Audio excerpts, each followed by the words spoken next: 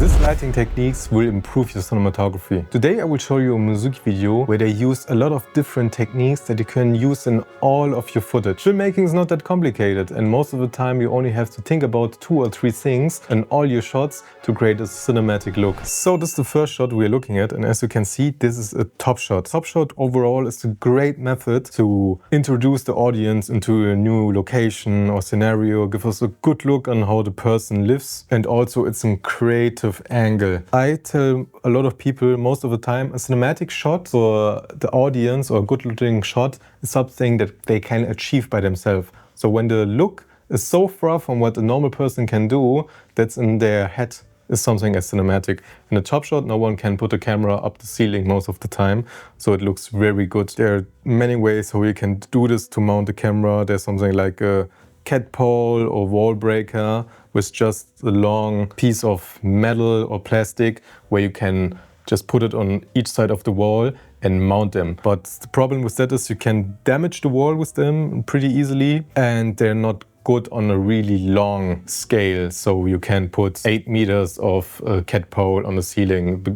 Depends on how heavy your camera is or your light, it will probably go down. But nowadays where we have Komodo FX3s, Nikon ZRs, you probably can easily do it because we have the camera quality in such a small form factor. The trick at lighting a top shot is always from the side. You never want, when you're doing a product shot or something like that, just blast light onto the product. You always want to create light from the side. This creates texture. Overall, always try to light the room first before you light your person, because it's much easier to change the light for just one piece of the frame than to change it on everything. So try always to make a ground concept for the room. This is where they put these curtains in just really small spaces, blast the light through it to create these long lines. Long light lines create always nice interest. Without them, the shot would look really flat. Next thing is set design, and I see people all the time, more is better. Look in all the stuff, textures and elements there in the scenario. Most of the time people would say, doesn't it look random? Why should we put this here and there? It looks way too clouded. No, it will not. It would always, I tell you, it would always look better to put something everywhere. Also the walls have a really nice texture. There's no such thing in this picture as a boring place. Even the carpet has a little bit of texture, so that's just not a blank white carpet or floor. This is a close-up of the scenery, and as you can see, we have this big window as our main light, which is probably double diffused with the curtains and the butterfly behind. Most of the time when it's set, you just build a butterfly behind the window and then control the intensity of the light with a big light inside. Also, when you light him, try to put the light in a realistic position. Most of the time you don't want to put the light exactly off frame because the light shouldn't be in the room. The light is coming from outside. So get most realistic look, you should also try to light him from outside to give him the key, okay, as far as possible. This is the technique that you can use. It will go for a different look, more realistic. It's still cinematic, but you can, like I said before, also just put it clearly off frame, a big soft source, and light him. And then always when you have the scenery where you have one side with windows, black out the other side of the room. So when you're going for the close-up, just put a big black neck on the other side so that you get this nice contrast on the side. Also, it's always nice to work with contrast. Now, beforehand, we had the top shot. Now we're back at this frog-like perspective, and the lighting is still the same. You have to light from the side when you do something like this. Whether it goes down or top are basically the same. This helps us to create depth still with a shot where not much depth is in there. I think also with social media, shots like these become way more common. We're used to have this big setups and everything is slow. But a lot of people that do short edits that are 10 seconds, 12 seconds long for social media created so many new camera angles, camera mounts, because they only have this short attention span and has to be creative because they don't have much gear. And this is a shot like what would be for 10 years would be amazing. Oh, genius, you put the camera into the chips bag. But nowadays, it's just a cool shot that has to be in there. It has to be creative ways to put your camera on new projects. This is the next shot I want to talk about, and I think I always like this high-key lit look when you're outside.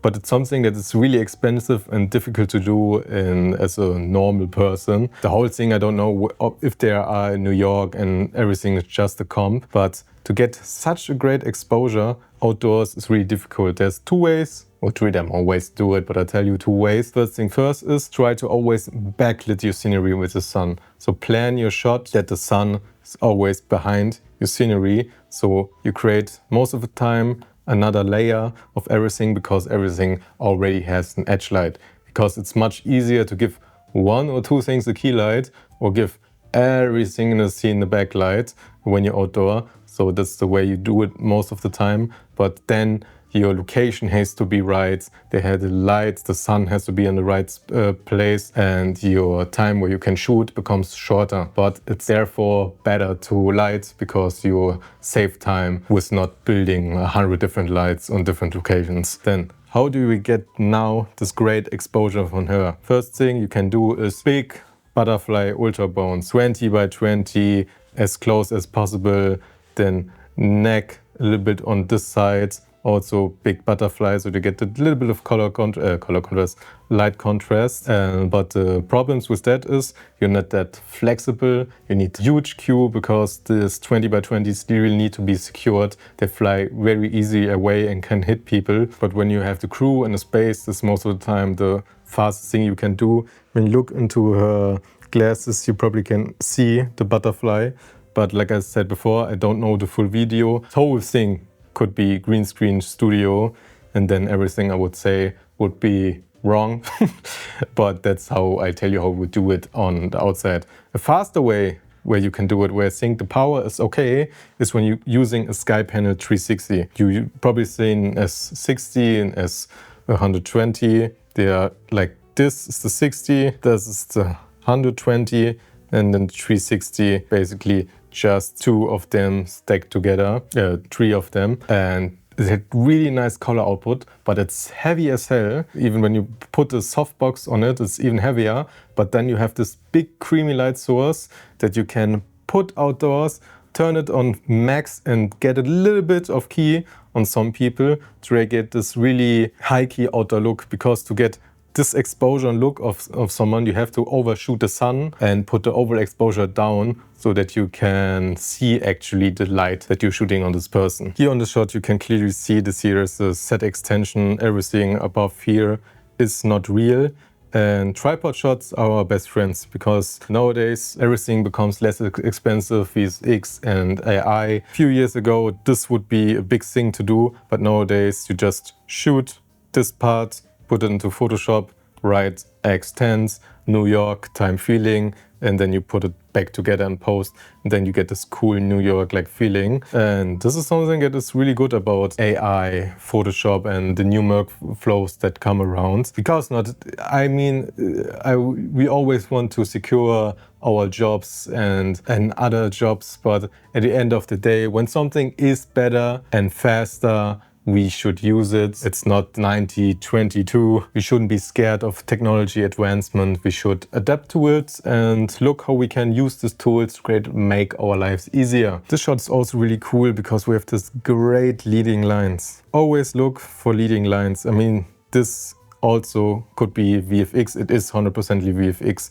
We only have probably this part image could be real and the rest of it is just comped in with 3D. And as you can see, what's nice about this shot is again the light source. We have emulated this big window and it looks like that the sun is coming from here. So always try to match your mood with your VFX. When you know, okay, I want to do a VFX shot, always think about how you light it, because you still want to light how you want to light it, if you understand what I mean. Doing VFX shouldn't irritate you in your cinematography. Go for the look that you want, light for the look what you want, and the VFX artist will adapt to this look when you say to him, I want to make it look like this. So if you enjoyed the video, I really would appreciate a subscription from you. This is Daily Upload. I'm Marco Bagnoli and see you next time.